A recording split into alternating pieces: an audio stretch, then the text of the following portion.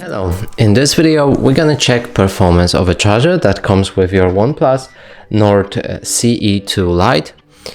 So here I have a Gosund socket, which will tell us exact statistics of this charger on this phone.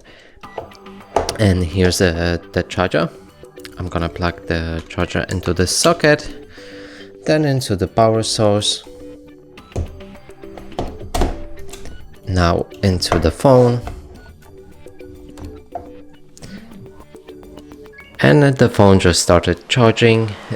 In a second we should see some statistics right here, and after that let's wait for about 30 seconds till they stabilize. Now I'm gonna get this phone closer, make sure it's on focus, and you can see them right here.